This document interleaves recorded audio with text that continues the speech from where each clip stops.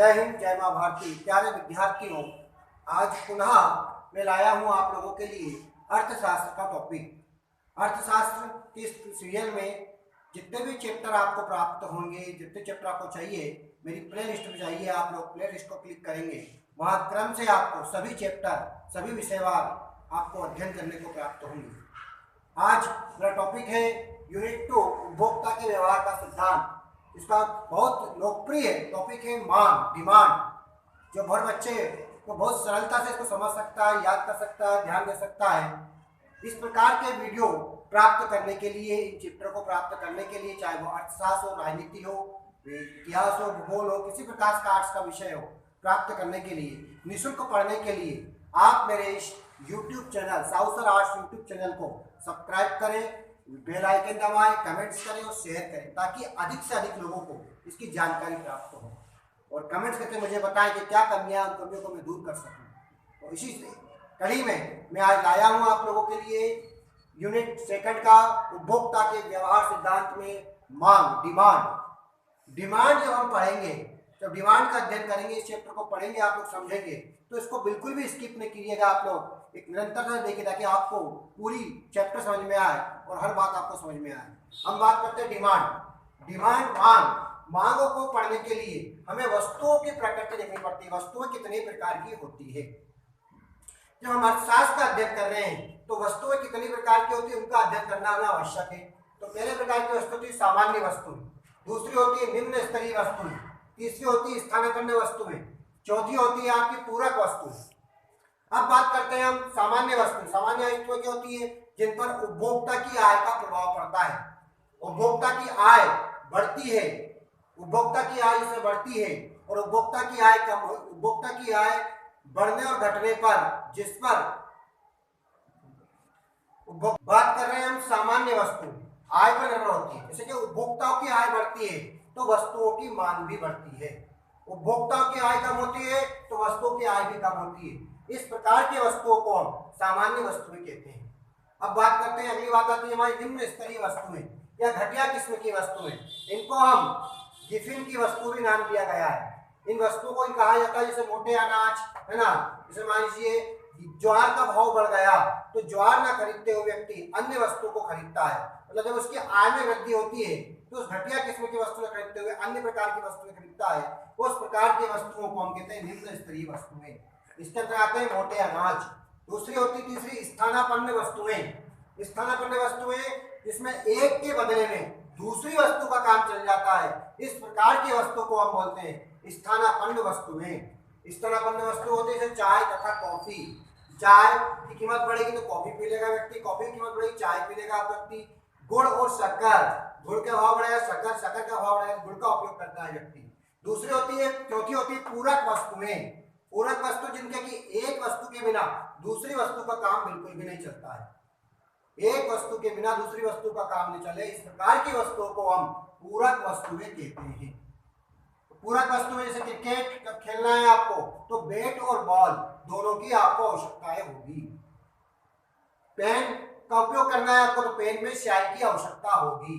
तो इस प्रकार की वस्तु को बोलते हैं हम पूरक वस्तुएं, इनका एक दूसरे के बिना काम ना चलता हो। प्रश्न बनता है अगला आप लोगों का कि स्थानापन्न वस्तु और पूरक वस्तु में अंतर लिखिए।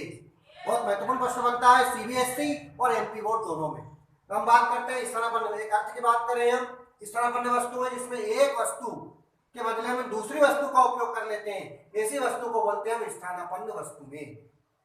पूरक वस्तुएं जिनका एक वस्तु के बिना दूसरी वस्तु का काम नहीं चलता हो, उस प्रकार की वस्तु को बोलते हैं हम पूरक वस्तुएं। यह अर्थ हो गया।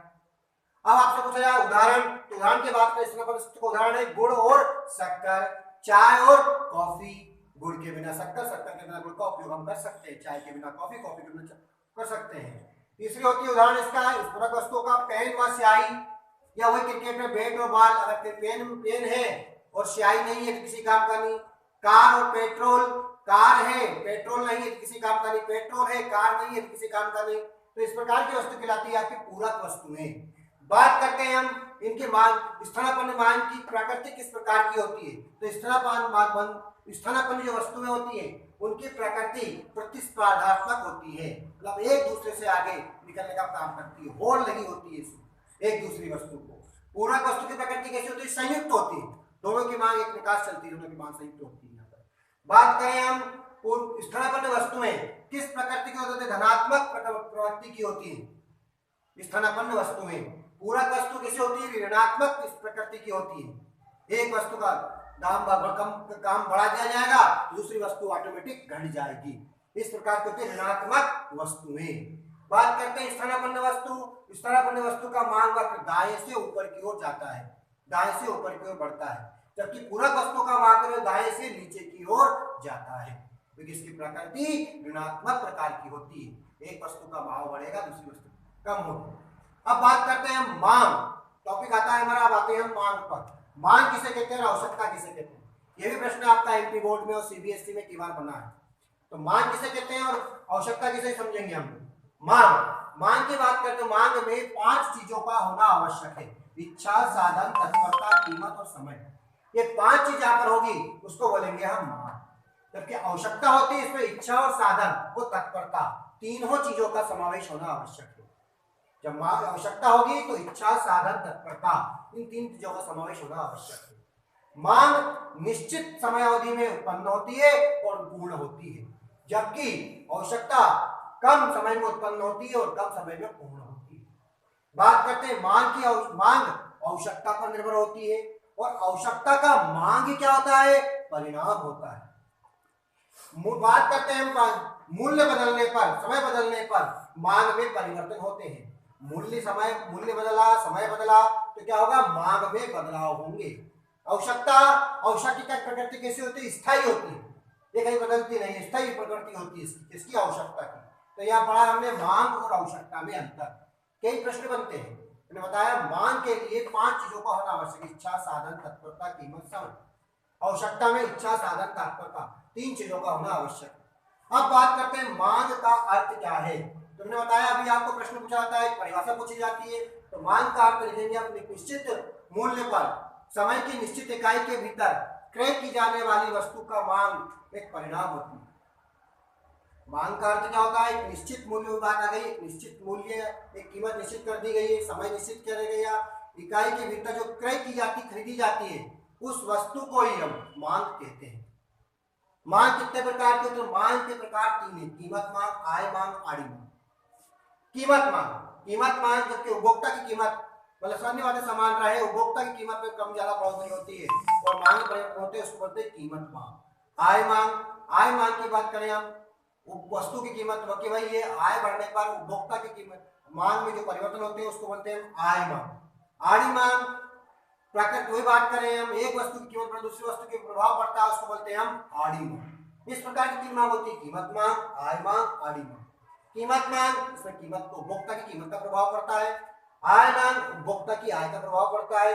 आड़ी मांग, उपभोक्ता की किस चीज को पसंद करता है, किस चीज को नहीं पसंद करता, उसका प्रभाव पड़ता है। मांग को प्रभावित करने वाले कारक क्या है? बात करते हैं मांग को कौन कौन से कारक प्रभावित करते हैं।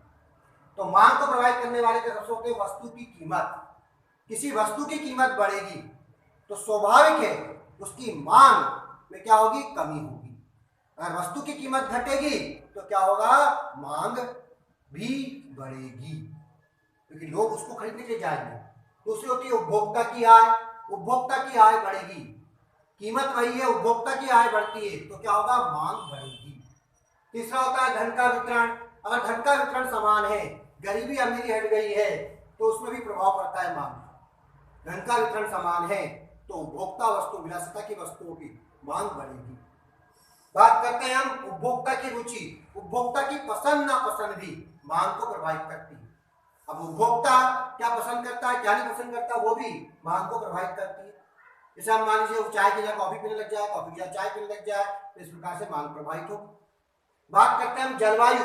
मौसम भी प्रभावित करता है। गर्मी का मौसम है तो लोग बाग सूती कपड़े पहनेंगे, ठंड का मौसम है तो लोग बाग ऊनी कपड़े पहनेंगे। तो जलवायु का भी प्रभाव पड़ता है। जहाँ जलवायु जिस प्रकार की होती है इसका प्रभाव पड़ता है। मौसम का प्रभाव भी पड़ता है। जलवायु का प्रभाव, जो ठंडी जलवायु है वहां पर आपको गर्म कपड़े, ऊनी कपड़ों की आवश्यकता होगी। जहाँ गर्म जलवायु है वहां आपको सूती कपड़ों की आवश्यकता होगी। मौसम का भी प्रभाव पड़ता है। भविष्य में कीमत में परिवर्तन है, किसी विषय की वस्तु का कीमत बढ़ने वाला है भविष्य में, तो उस पर भी मांग का प्रभाव पड़ता है। भविष्य में किसी भी वस्तु की कीमत बढ़ने वाली तो लोग बाग उसको खरीदने लग जाएंगे, मांग करने लग जाएंगे, ये होती है मांग। जलवायु मैंने बताया आपको। इसके बाद जनसंख्या, जनसंख्या भी प्रभावित करती है। जनसंख्या अधिक है तो मांग अधिक होगी, और जनसंख्या कम है तो मांग कम होगी। तो मैंने बच्चों, प्रिय विद्यार्थियों, आज समझाया आपको मांग। कैसा समझ में आया, कैसा समझ में नहीं आया, इसके बारे में आप लोग हमको कमेंट्स करें, लाइक करें, सब्सक्राइब करें। जय हिंद, जय मां भारत।